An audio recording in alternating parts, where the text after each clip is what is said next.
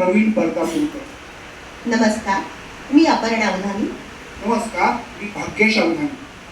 सादर करतोय लळा आणि छंदही शब्दांचा. बालपणीचा काळ 1960 ते 70च्या दशकात. माझी आई म्हणजे माई नर्स होती. औरंगाबाद जिल्ह्यातलं खंडाळा आणि बीड जिल्ह्यातलं नेकनूर ही 2 गावं वगळली तर तिची प्रत्येक नियुक्ती आडगावातलीच. एसटीनं रस्त्यावरच्या फलाट्यावर सोडलं की तिच्या नियुक्तीचं गाव हमखास 2-3 किलोमीटर तरी आत असेल.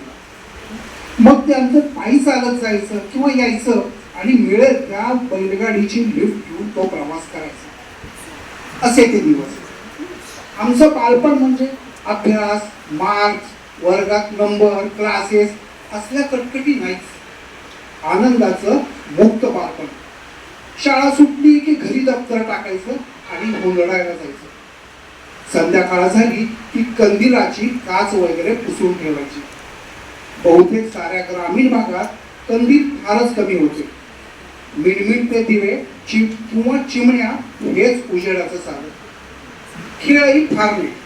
लपंडाव, नदी किनारी वाळूत खेळणं, धावणं किंवा धप्पाकोटी रमून जायचं खेळणं. पण तरीही का कोण जाणं, खंडाळा या गावी मला चित्रकलेचे वेध लागले. माईनं आणलेल्या कुठल्या तरी पुस्तकात कोण्या चित्रकाराचं पुस्तक असावं त्याचा हा परिणाम असू शकतो. किंवा आमच्या शेजारी कुंभार होते. खरं तर आम्ही त्यांच्याच वाड्यात राहायचो. प्रत्येक वेळी कुठलं तरी पात्र म्हणजे भांड तयार करायला घेतलं की त्याची एक ते रेखाकृती काढायची आणि त्या डिझाईननुसार ते पात्र घडवायचे. ते बघून बघून पात्रांचे आकार काढायचा छंद मलाही लागला. पुढे मी त्यात सुधारणा करत करत आजूबाजूच्या आकृत्या रेखाटू लागलो. अर्थात त्या रेषांना आकार आणि मार्गदर्शन दोन्ही काही नव्हतंच. पण त्यातील काही चित्र बघून आमचे चित्रकलेचे शिक्षक मात्र बऱ्यापैकी खुश झाले. त्या आकृत्यात रंग वगैरे कसे भरायचे हे त्यांनी मला शिकवलं. मलाही त्यात रस वाटू लागला. पुढे त्यांनी जाऊन चित्र कशी काढायची असं मी त्यांना विचारलं तेव्हा त्यांनी सांगितलं की तुला आजूबाजूला जे काही दिसेल ते काढत जा. चित्र आपोआप येत जाईल. चित्र करण्यासाठी इतकं व्यापक मार्गदर्शन करणारा हा जगातला एकमेव गुरु आणि मी त्याचा एकमेव शिष्य. पण मूलतः माझ्यावर जो संस्कार आहे तो शब्दांचा. तिकडं वळण्याआधी चित्रकलेची ही कथा इथं पूर्ण करून टाकतो. तर चित्रकलेतील माझी रुची बघून माझ्या आईनं मला कॅनव्हासच्या रंगाच्या काही डब्या दिल्या आणि ड्रॉइंग पेपरही आणून दिले. 2-4 ब्रशही आणून दिले. रंग ठेवण्यासाठी चकती आणून दिली. त्या चकतीला पॅलेट म्हणतात हे जेव्हा मला चित्रकलेच्या शिक्षकांनी सांगितलं तेव्हा समजलं. मग आमच्या वर्गातल्या एका मित्राच्या वडिलांनी आंब्याच्या बुंध्यांपासून 2-4 फ्रेम्स तयार करून दिल्या आणि त्यावर ड्रॉइंग पेपर पक्के करून दिले. ते घरात खुंटाळ्याला टांगून मी काही बाई करत असे. पुढं औरंगाबादला आल्यानंतर मला वाटतं तो 1972-73 नंतरचा काळ असावा. रमण त्रिफळे आणि त्याच्या अनुषंगाने काही माझे मित्र झाले. हेमंत नागदिवे वगैरे. पुढे हेमंत नागदिवे हा राज्याचा कला संचालक आणि जे स्कूल ऑफ आर्ट्सचा डीन झाला. एक पारपियानी नावाचे देखील कला शिक्षक होते. ही सर्व मंडळी औरंगाबादच्या स्कूल ऑफ आर्ट्समध्ये नुकतीच लेक्चरर म्हणून लागली होती. त्यांच्या नादानं त्यांच्या विद्यार्थ्यांसह औरंगाबादच्या रेल्वे स्टेशनवर किंवा बस स्टँडवर रात्री उशिरा जाऊन रेखाटन करण्याचा छंदही मला लागला. दरम्यान मात्र हे उद्योग फारसे पसंत नव्हते. कारण माझी चित्रकला म्हणून जी काही होती ती बिगरी स्वरूपाची होती. त्यातून अर्थार्जन काही होणार नाही हे तिला माहिती होतं. दरम्यानच्या काळात माईमुळेच मला शब्दांचा लळा लागला. माईला वाचनाचा विलक्षण छंद. त्या काळातलं जनजीवन लक्षात घेतलं तर तिला या सगळ्या छंदासाठी फारसा वेळच मिळत नसे.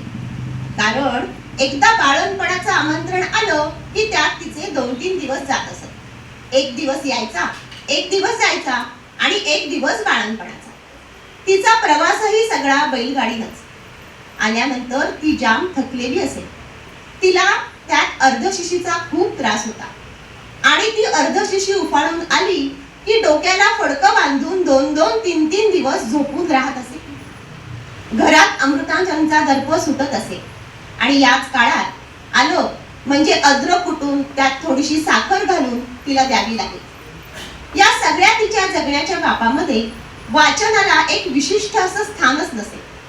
ती आजारी असो वा नसो, झोपलेली असो वा नसो, सतत आम्हा मुलांकडून ती वाचून घेत असे. थोडासा रिकामा वेळ मिळाला की गवले करणे आणि ते करता करता कविता गुणगुणणे हा तिचा छंद होता. शब्द शब्द जपून ठेव बकुळीच्या फुलापरी ही आणि अशा अनेक कविता ती गुणगुणत असे. शिक्षा करण्याची माईची सवय जगावेगळी होती. आम्ही तर लहानच होतो. खोड्या करण्याचं, चुका करण्याचं आमचं वयच होतं. साधारणपणे छोट्या चुका, छोट्या मोठ्या खोड्या याकडे गावातली लोक दुर्लक्ष करत, कारण माईंकडून त्यांना कायम औषध घ्यावे लागत असे. पण चूक किंवा खोडी जर गंभीर असेल आणि त्याबद्दल शेजारच्या पाजारच्यांनी कोणी चुगली केली तर मात्र शिक्षा मात्र अपरिहार्य असे. मग माई शिक्षा म्हणून मला एका पितळी पाण्याच्या पिंपात उभं करायची आणि त्या पाण्यात उभं असताना एखादं पुस्तक मोठ्या आवाजात वाचण्याची ती सक्ती करत असे. शिक्षेची मुदत संपण्याच्या आत वाचन थांबलं तर शिक्षेच्या मुदतीत वाढ होत असे. आणि यापेक्षा कठोर शिक्षा म्हणजे याच पिंपात उभं राहून विरकरांच्या डिक्शनरीतलं शब्द पाठ करणं. एखादं अल्फाबेट माई सांगत असे आणि त्या अक्षरानं सुरू होणारा इंग्रजी शब्द पाठ करणं, मग रेड अँड मार्टिनचं ग्रामर घोकणं, अशी ती शिक्षा असे. आणि ते अतिशय कंटाळवाणे काम असे. पाठ करीत असलेल्या शब्दातले काही शब्दार्थ माई अचानकरित्या डिक्शनरी हातात घेऊन विचारित असे. त्याची उत्तर अचूक देता आली तर शिक्षा समाप्त, नाही तर पिंपातल्या पाण्यात उभं राहणं आणि पुढे पाठांतर सुरू, अशी ती वाढलेली शिक्षा असते. शब्दांची झालेली अशी पहिली ओळख आयुष्यभर आपला श्वास बनणार आहे हे तेव्हा काही ठाऊक नव्हतं. पण पुढे हीच शिक्षा माझ्या जगण्याचा श्वास बनली हे मात्र खरं. हळूहळू वय वाढत गेलं, शिक्षण वाढत गेलं. आईच्या सोबत जे काही वाचत असे ते वाचत वाचत महाविद्यालयीन जीवन सुरू झालं. मी मॅट्रिक झालो आणि नेमकं त्याच वर्षी कन्नडला महाविद्यालय सुरू झालं. त्यामुळं पुढच्या शिक्षणाची सोय झाली. त्या महाविद्यालयामुळे ग्रंथाचं आणखी एक मोठं दालन खुलं झालं माझ्यासाठी. तिथं मिळेल ते वाचत होतो, पण त्या वाचनाला काही शिस्त अशी नव्हती. माईनं तर माझ्याकडून कऱ्हेचे पाणीपासून ते दासबोध आणि तुकारामांची गाथा असं काय काय वाचून घेतल्याचं आठवतं.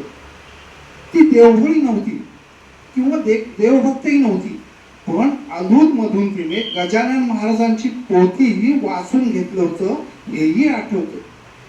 उन्हाळा दिवाळीच्या सुट्टीत जुन्या पुराण्या टाइम्स ऑफ इंडिया आणि 1-2 दिवस शिळे असलेल्या मराठा या दैनिकातील 10-20 ओळी दररोज लिहिणं बंधनकारक होतं.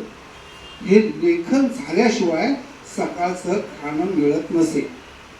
असं शुद्ध लेखन व्याकरण दृष्ट्या अचूक असेल तर सातूच्या पिठात गुळाचा खडा किंवा एखादं बिस्किट मिळत असेल.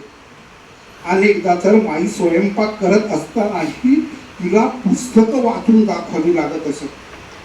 शब्द म्हणजे केवळ काही अक्षरांचा समूह नाही आणि अक्षरांचा समूह म्हणजे काही भाषा नाही.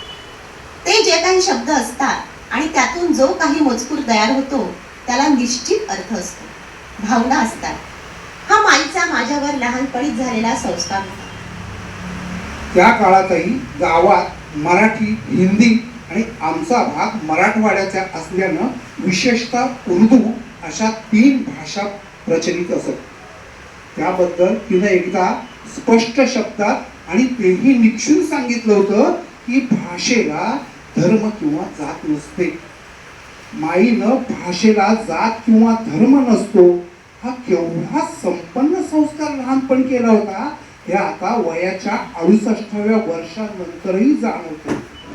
आणि माईबद्दल जन्म दिल्याबद्दल कृतज्ञ राहायचं, ही भाषा हा संस्कार दिल्याबद्दल कृतज्ञता व्यक्त करायची, असा तो संपन्न संभ्रम आहे. धन्यवाद.